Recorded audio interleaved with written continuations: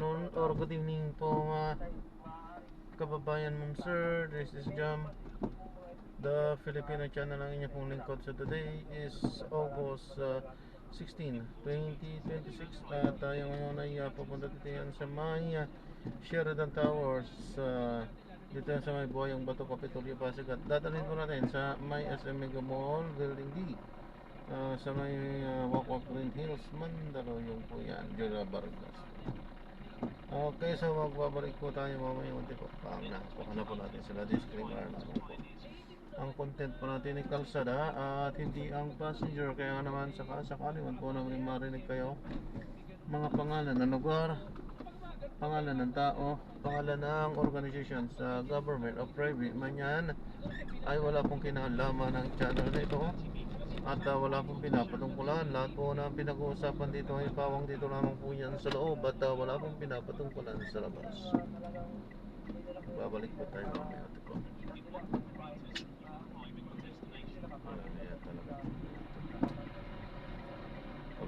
Kabisado nila kung paano sumuwan sa batas traffic.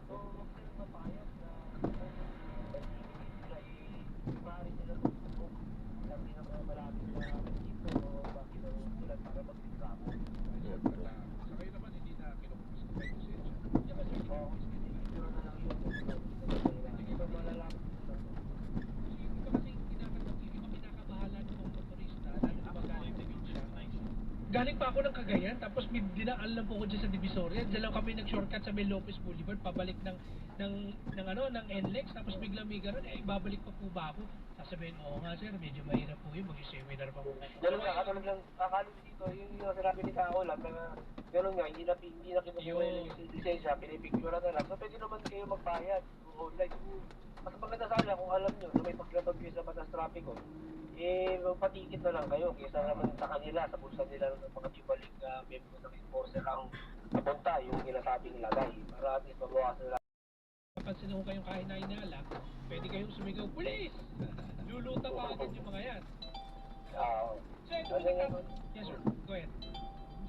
Sige po. May nag-text lang sa atin, sabi niya, safe na raw po ba sa may Lopez Boulevard? Kasi di ba, noong mga nakalipas sa panahon, marami sumasamba sa mga traffic. At pinayari na rin ni Orien, saka ano na yun, kumbaga parang itinaboy na buhawi ng Maynila. Diba, di ba sila yun? Oo, sabay lang kami ni Sir De Leon dito na talaga sa Pagsa bilang commander ako bilang okay PCP commander. So, malaking bawas ang gawa natin. So, iba, napapakulong na natin.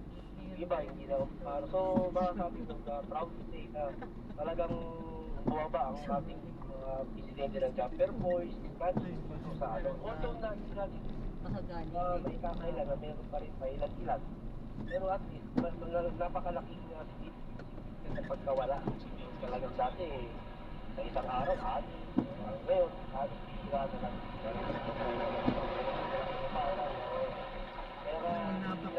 tuloy-tuloy lang natin na mag-adjust dito na safe itong road trip. Mga kababayan, safe na dumaan dito. So, ilan-ilan lang naman, bihirapan. Ilan tulad natin na bago na natin habaan ng road trip. Pero sir, ito, yung tanong, yung mga nagtitinda ng mga saging, mga lakatanggal sa kamali sa basi, ito ba yun sir? Ayun malapit sa may, sa may pier, yung isa pa. Oo, doon po. Yan, tapos pa lang. So walang umaabot sa inyo sir, mga nagtitinda ng mga saging sa Wala kamali? kaming nagtitinda ng saging dito, dito. Kasi yun yung mga nakikita ko dyan, di ko alam kung legit ba yun, baka mamaya pag bumili ka doon, biglang may pambubukas ang pintuan mo, di ba, biglang hablot din yung telepono. Wala naman siya. Konting ingat lang, mga kababayan natin. So, maging alerto tayo palagi. Alright sir, maraming Actually, si sir, gusto ko sana siyang i-message. Kasi sir, hindi ko ma-message yung FB mo, parang naka-block yata. Bago na ako ng FB kasi na hindi ko alam. Ako kami dito, ako'y kilala ko na yan. Hindi kasi sir, sabi ko nga, nung naparoon ko yung report, hindi ko lang si Gabriel Gonzales yata yung nag-picture. Yung picture nito yung picture, sabi ko, parang wala, interview natin ito maganda to, at least pang public service to, accomplishment ng Smoky Mountain Pictures. Kasi ito nga, na-interview na natin. Sabi na lang kung parang sa Philippines. Okay. Sir, maraming po salamat. siya yung parang Maraming salamat po ka. Yes, sa susunod sa ulitin, sir. Oo, maganda kami sa lahat. Kaya mga kapuso niyo po napakinggan si Police Captain Ryan J. Balasag. Na po lumalapit sa inyo na magbigay po kayo ng impormasyon regarding sa isang kaso na talaga makakatulong, makaiwas sa krimen, sa seguridad, di ba? Parang SA.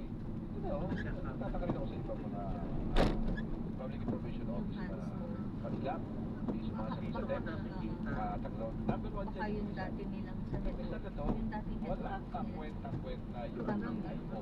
Dahil, Gusto ni Ayan. Captain Barber siya, ni Captain Barber. Yan yun. alam niyo kung bakit? Kasi ang ano San Miguel something. Meron nakikinig sa atin dito si Colonel Dilgasan Barber ng Reservation.